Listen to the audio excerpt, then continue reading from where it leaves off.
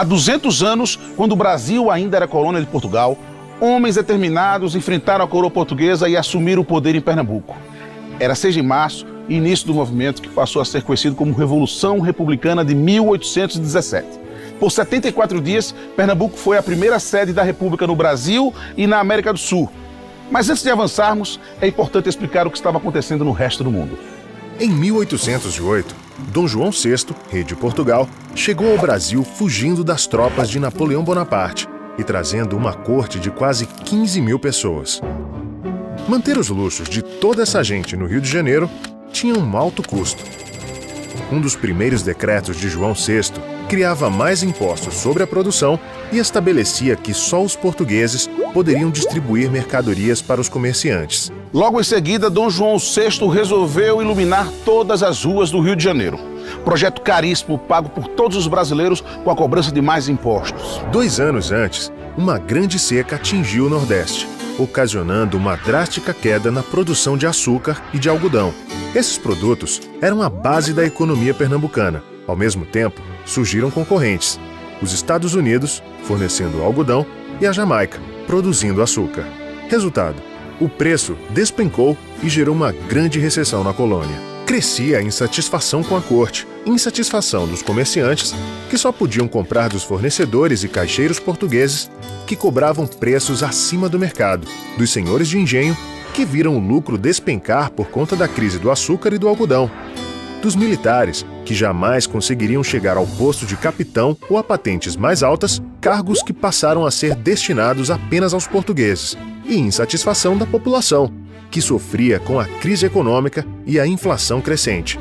A revolta ganhava força. As lojas maçônicas tiveram uma grande influência na eclosão da Revolução de 1817. Não se podia falar de política abertamente nas ruas. Mesmo as sociedades secretas, como a maçonaria, apenas se reuniam nas casas dos seus integrantes. Com as ideias do iluminismo avançando na Europa, estimuladas pela Revolução Francesa e pela maçonaria no Brasil, novos valores humanistas não tardaram a chegar a Pernambuco. A cada dia, crescia o número de simpatizantes dos conceitos de igualdade, liberdade e fraternidade. No seminário de Olinda, os padres estudavam e pregavam as novas ideias do iluminismo, transformando-se em importante apoio ao futuro movimento revolucionário.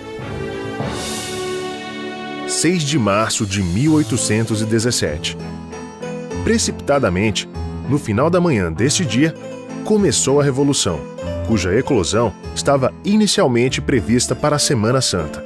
A ideia era mobilizar também outras colônias, como Rio de Janeiro, Bahia, Rio Grande do Norte e Ceará. Mas o governador de Pernambuco, o português Caetano Pinto, recebeu denúncias de que estavam tramando contra a coroa e mandou prender os suspeitos.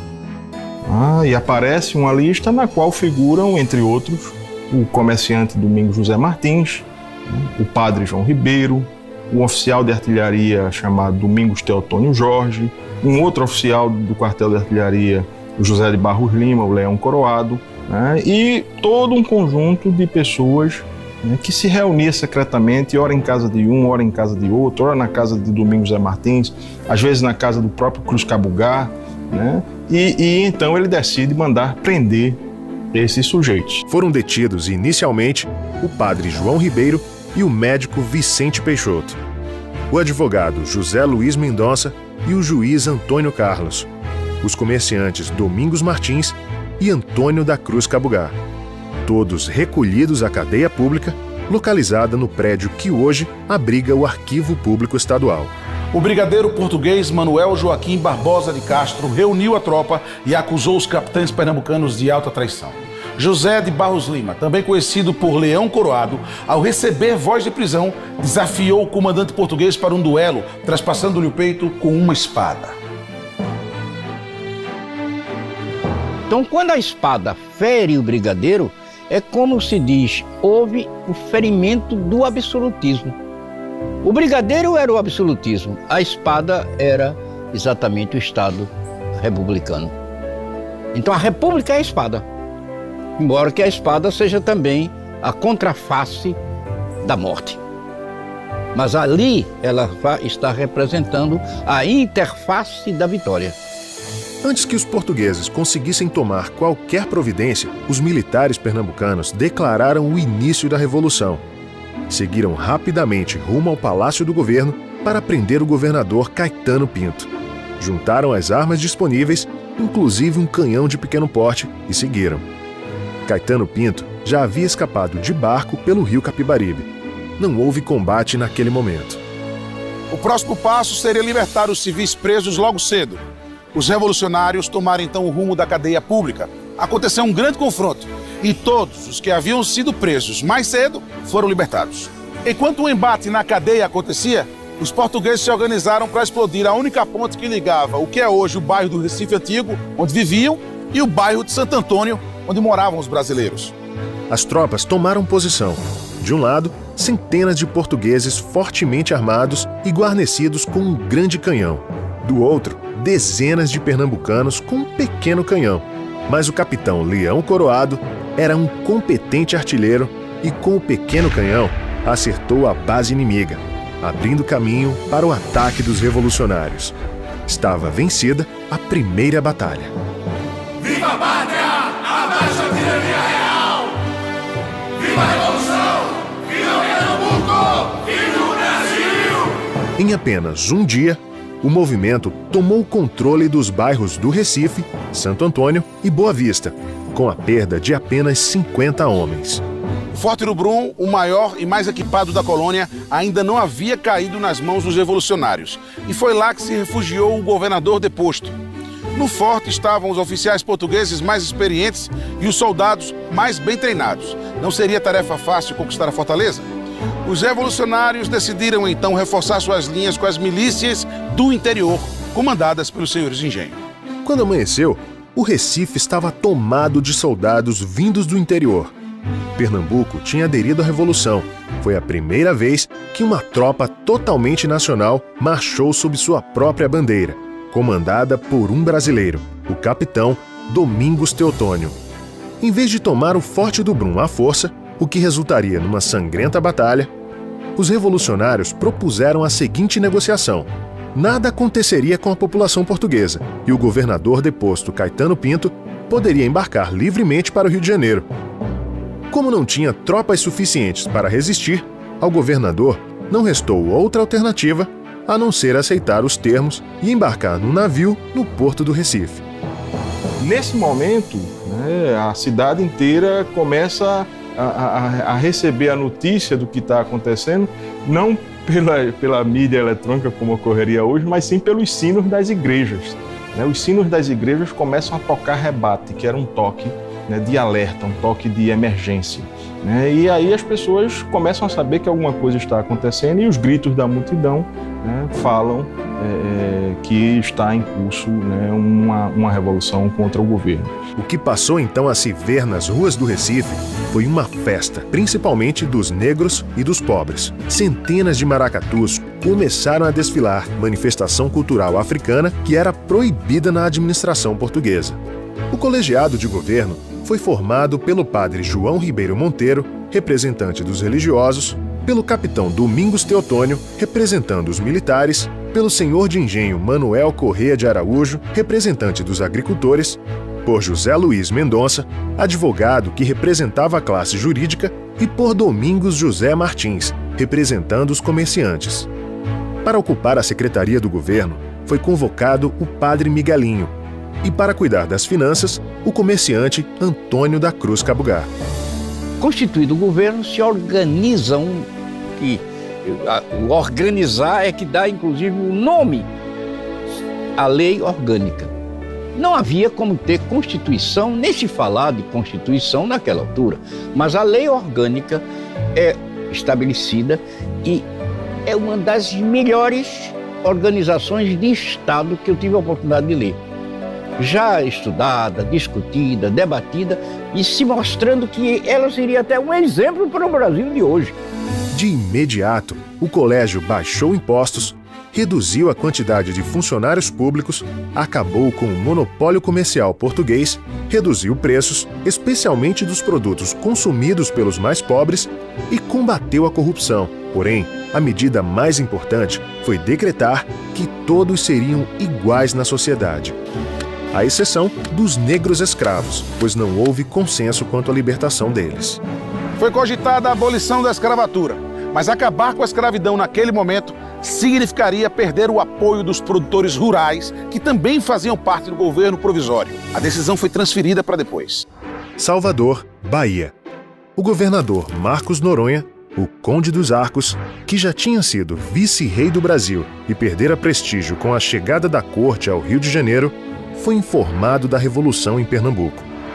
Considerou que, se combatesse os revolucionários, voltaria a ter prestígio junto a Dom João VI. E imediatamente ordenou que fossem organizadas as tropas e equipados os navios para o ataque. No Recife, Cruz Cabugá foi enviado aos Estados Unidos, que já eram uma democracia, para negociar com os maçons americanos. Na mala, levava $800 mil, o equivalente hoje a 12 milhões de dólares. A ideia era comprar armas e contratar oficiais bem treinados, além de angariar o apoio norte-americano. Só com equipamentos modernos e soldados preparados seria possível resistir ao cerco da esquadra portuguesa, que não tardaria a bloquear o porto do Recife. Uma das ações do governo provisório foi tentar o reconhecimento, externo dessa nova nação. Isso é um procedimento corriqueiro quando um país se independentiza, ser reconhecido internacionalmente. E o aliado em potencial para isso, o alvo potencial para essa tentativa de uma política externa, vamos dizer assim, era a República dos Estados Unidos, porque ela era o grande modelo político que influencia diretamente no movimento de 1817. Então é para lá que vai o primeiro representante, como embaixador da República de Pernambuco, o Antônio Gonçalves da Cruz, o Cabugá. Rio de Janeiro, Paço Real. Dom João VI é informado da Revolução e convoca seus generais, os comerciantes mais ricos e as ordens religiosas. O imperador sabia que se o movimento se espalhasse por outras províncias, perderia o controle do Brasil. Era como se falava: de Pernambuco emana o maligno vapor da democracia.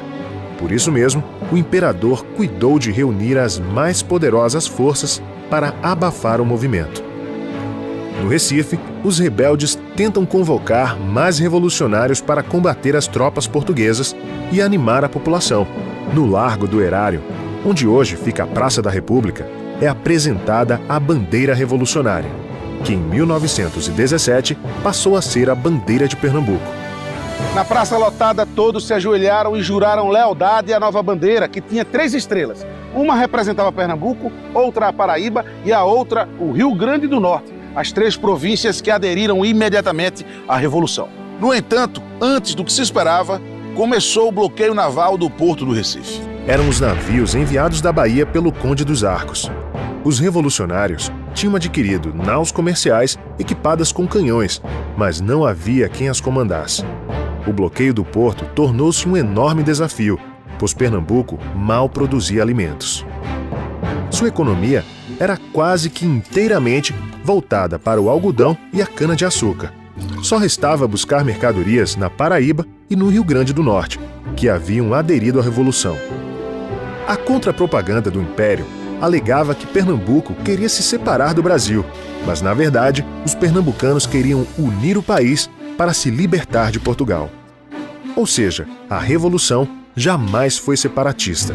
Pelo contrário, a ideia era de união contra a tirania da colonização da coroa.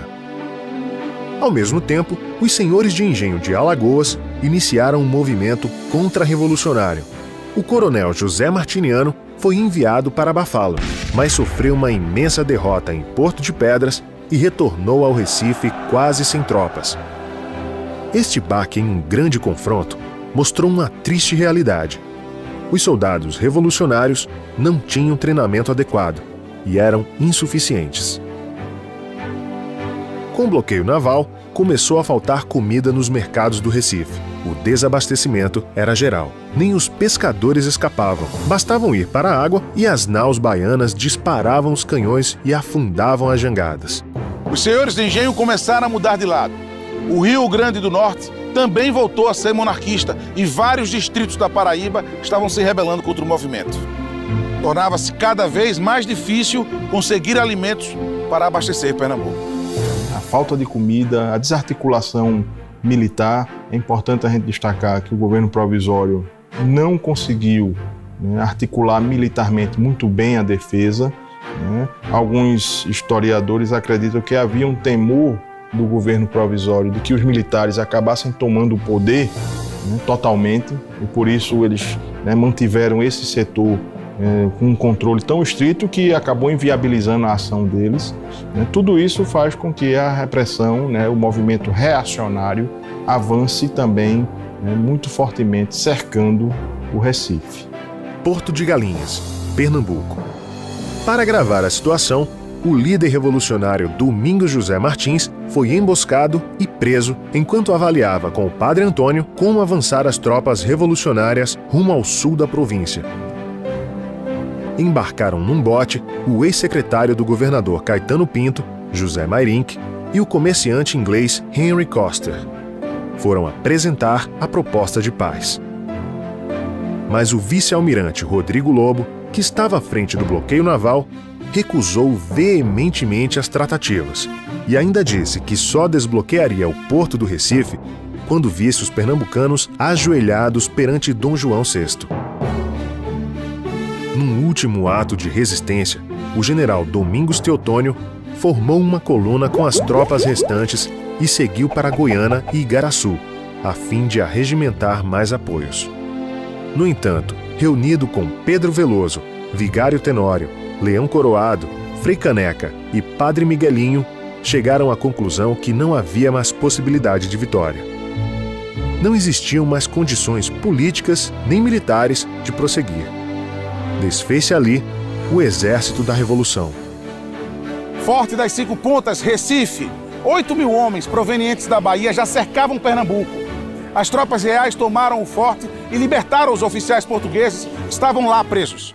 O caminho ficou livre para, no dia 21 de maio, o exército do general Cogominho das forças portuguesas chegar ao Recife e tomar a cidade. Só então, o vice-almirante Lobo desembarcou e assumiu o governo em nome da coroa.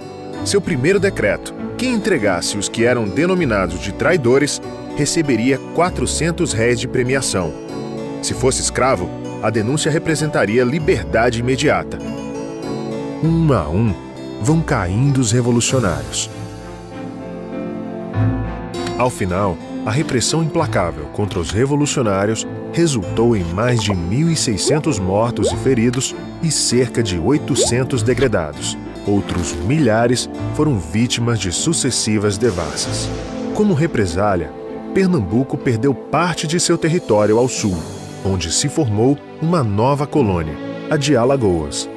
Presente da coroa para os senhores de engenho e aristocratas que permaneceram fiéis a Portugal durante a Revolução de 1817. Mataram todos os líderes, mas as ideias não se matam. Nós podemos ver que em qualquer estado de força, você destrói os líderes. São os primeiros os homens cultos a caírem, a serem presos, a serem destruídos em suas ideologias, mas elas não morrem. Elas sobrevivem, elas convivem porque elas fazem parte da própria unidade que é o ser humano, ser livre. Por 74 dias, Pernambuco tornou-se a primeira república do Brasil. Em 1817, os pernambucanos conseguiram instituir o primeiro governo independente durante a colonização portuguesa. Eles elegeram um colégio governamental que passou a administrar sob um ordenamento pré-constitucional. Asseguraram liberdade de imprensa e de culto. Buscaram fazer justiça social. Se hoje esses direitos parecem naturais, não devemos esquecer que naquela época só poderiam ser conquistados com muita luta, coragem e determinação de servir ao povo. Passados 200 anos, o maior legado que nos deixa a Revolução Republicana de 1817 é o compromisso da luta permanente pela unidade de Pernambuco e do Brasil. Compromisso que forjou o nosso passado, é base do nosso presente e baliza o nosso futuro.